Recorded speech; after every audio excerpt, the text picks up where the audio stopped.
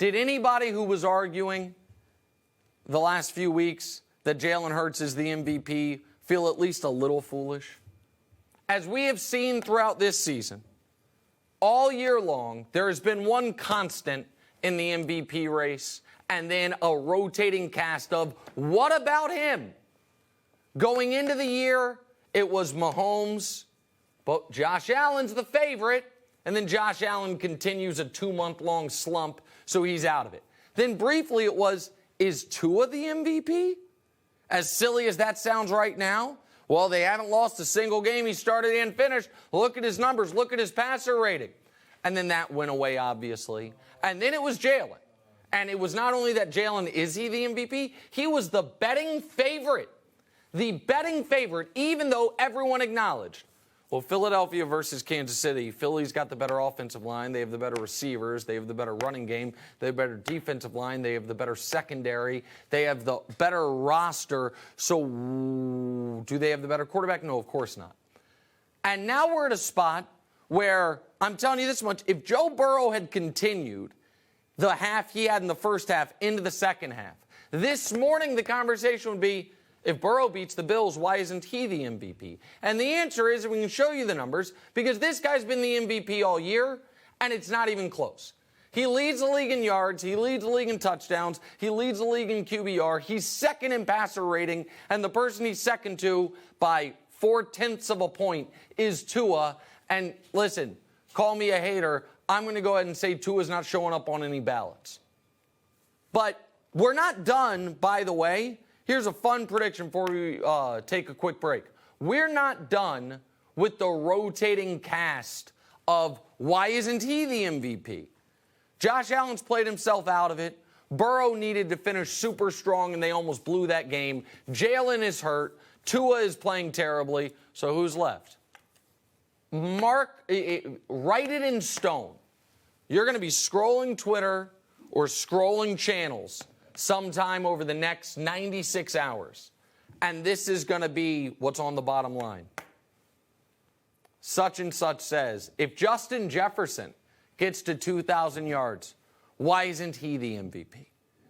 And the answer is because the most talented player in the league is also having the best season, and his team also has the second most wins, and he's doing it with a hodgepodge receiving corps. That's even more hodgepodge right now than at any point all year. No, nobody seems to care, but did you guys know the Chiefs' starting running back has been on IR the last month, and the Chiefs' number one receiver has been on IR the last month?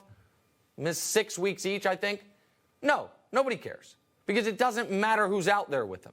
It doesn't matter the circumstances. What we know is that guy is going to produce each and every week, and his team's winning, and he's doing it in what was supposed to be the hardest division ever, and he's doing it for the first time in his career kind of as an underdog.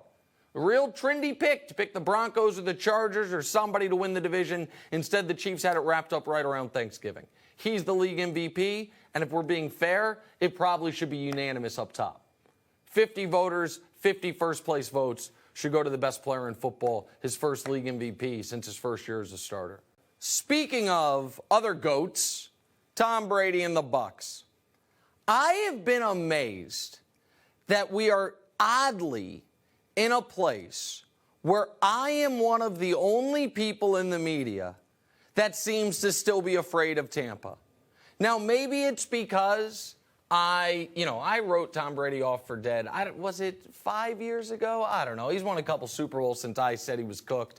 And so maybe one of those Super Bowls was at the expense of my very hometown team in a dominating performance his first year with Tampa.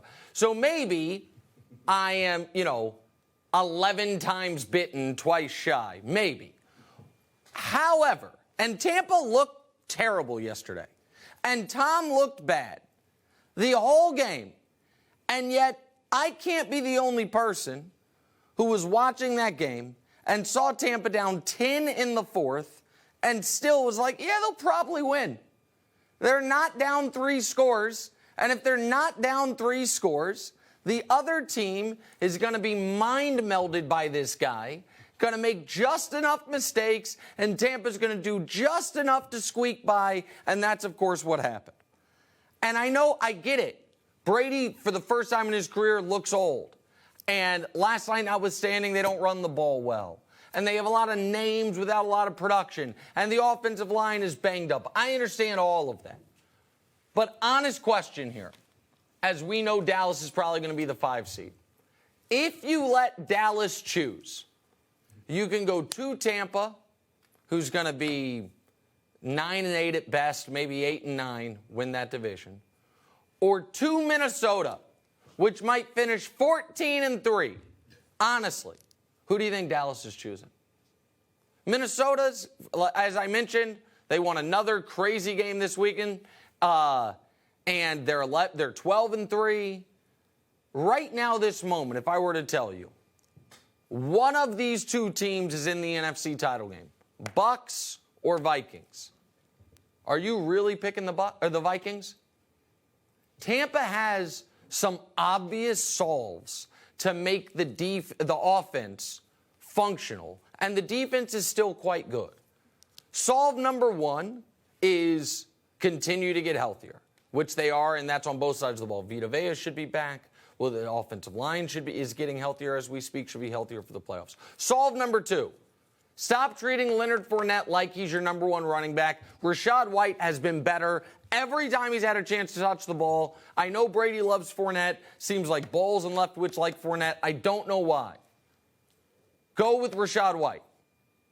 Solve number three is the most interesting one, which is Tom Brady no longer holds onto the ball in the pocket in the face of pressure and delivers balls downfield. Is that something he is doing because he's 45 years old and must be healthy for the playoffs? And in the playoffs, is he going to stand in and take punishment? If he is, that offense instantly changes. And the fourth thing, and this is easier said than done, is just keep the games close. I think Dallas could go to the Super Bowl. Dallas should, in that playoff game, blow the Bucs out. But even the biggest Bucs skeptic this year, I feel like, has to admit to themselves, if that is an 8-point game or less in the fourth quarter, who do you think that favors? With Mike McCarthy and Dak Prescott on one side and Tom Brady and his 20 years of not only fourth quarter comebacks, but other teams just doing some of the dumbest things you can possibly imagine against, when he's on the sideline, their offense running out of bounds, whether it's Mark Ingram or the various things we've seen all year. So I am not going to step on this Tom Brady rake again. It's easy to write him off right now. It's easy to write the Bucs off right now. But folks have been trying to convince me all year they might not win that division. Oh, Carolina's not dangerous.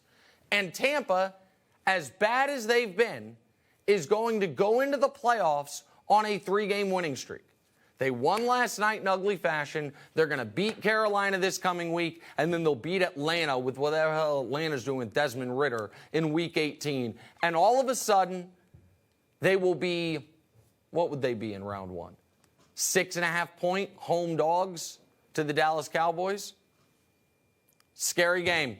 I guarantee you Dallas would rather be going to Minnesota and playing a 13-win Vikings team than going to Tampa and playing an 8 or 9-win Tom Brady Bucs team. Hi, everybody. Thanks for watching. Subscribe here to get the latest from the show. Also, be sure to check out more of the best clips from The Herd or go watch a few segments from other shows on FS1.